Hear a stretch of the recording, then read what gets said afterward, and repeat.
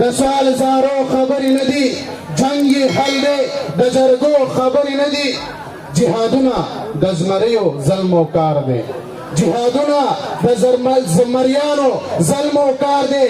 ګرانه دا د جنکو خبرې نه دي، مست احساس پاکه جذبه ورته پکار ده، مست احساس پاکه جذبه ورته پکار ده.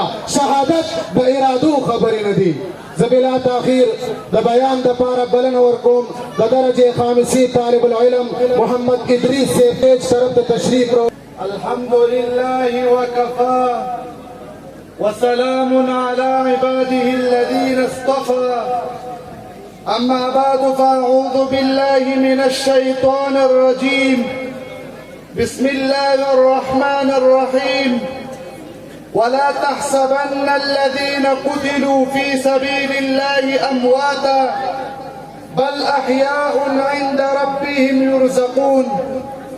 وقال النبي صلى الله عليه وسلم الجهاد ماض إلى يوم القيامة أو كما قال عليه الصلاة والسلام. مونږ د خزان بادونه نه یو چې سپرلي ماتوو، مونږ نسیمونه یو غوټې د سحرګي ماتوو، مونږ مجاهد یو ماتوو مغرور ظالم سرونه، مونږ هغه نه یو چې ازار اخلو زړګي ماتوو. د شهادت جام پسې دومره تږي تږي ګرځو چې د دې تندې ماتېدو پسې تندي ماتوو. د جنکو په شان په کور او په ګودر کې نه مرو، په سنګرونو دا چنار چنار ځواني ماتوو. زما قدرمندو استادانو او محترم ملګرو، السلام علیکم ورحمت الله وبرکاتو. نن د ستاسو په وړاندې د صحابو د شهادت د شوق په موضوع باندې بیان کول غواړم. محترمه اوریدونکو، کله چې زما نظر د تاریخ په صفحاتو پریوځي نو ما ته هر ځای د شهیدانو وینې تویدل په نظر راځي او وینو د تاریخ اوراقې د شهیدانو وینه رنګینې په نظر راځي. راځئ د صحابو د شهادت د شوق نه وړاندې د صحابو د سردار امام الانبیا تمنا ګورو چې د هغوی څه تمنا وه. زما مدني آقا فرمایي لوددت ان اقتل في سبيل الله ثم احيا ثم اقتل ثم احيا ثم اقتل ثم احيا ثم اقتل.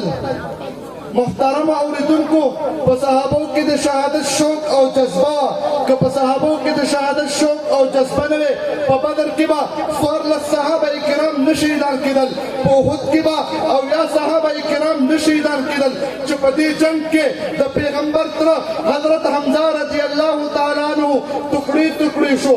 په صحابو کې د شهادت جذبه، که په صحابو کې د شهادت شوق او جذبه نه وي، په خندق کې به 6 صحابه کرام نه شهیدان کېدل، په بیر معونه کې به 8 صحابه کرام نه شهیدان کېدل.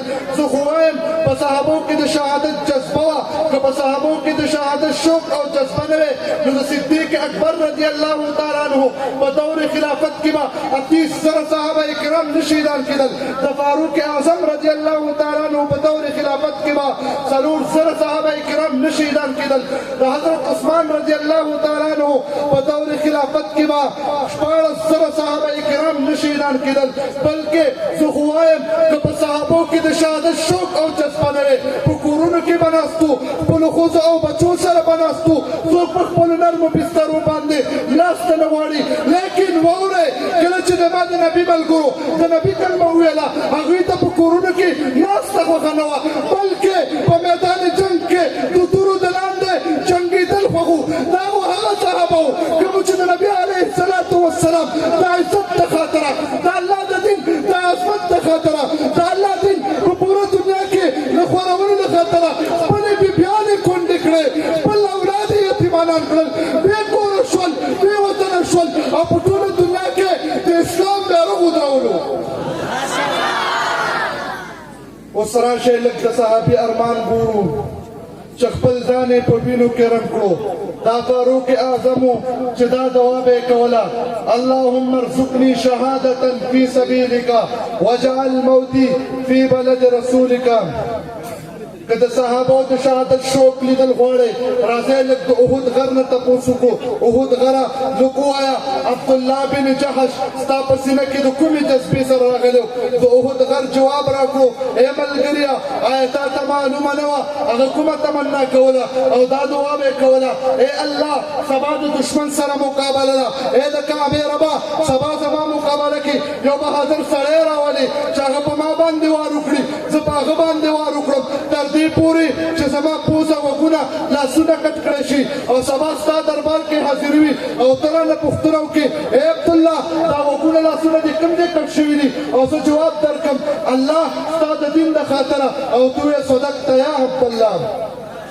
نعره تکبیر نعره تکبیر عظمت الصحابه عظمت الصحابه سبيلنا سبيلنا سبيلنا سبيلنا نعره تکبیر. غیرتمندو مسلمانانو که د صحابو د شهادت شوق لیدل غواړئ نو حرام بن ملحان رضی الله تعالی عنه ته وګورو کله چې د دشمن غشي د ده سینه کې دننه کېږي نو د شهادت په وخت کې اواز کوي فزت ورب الکعبه په الله قسم زه کامیاب شوم خپل همزولي څنګ په څنګ در سره خوند کا په غلیم باندې غورځنګ در سره خوند کا مسلمانه مجاهد شه زه سنګر ته جهادونه کوه جنګ در سره خوند کا بې ننګي د تاریخ پاڼو کې نشته د افغان بچې ننګ در سره خوند کا ډنګ ټکور د بې ایمانه خلکو کار دی د راکټ هیبت کړنګ در سره خوند کا د وطن درد مینه مینه کې مفتونه ببر سر لکه ملنګ در سره خوند کا واخر دعوانا ان الحمد لله رب العالمين.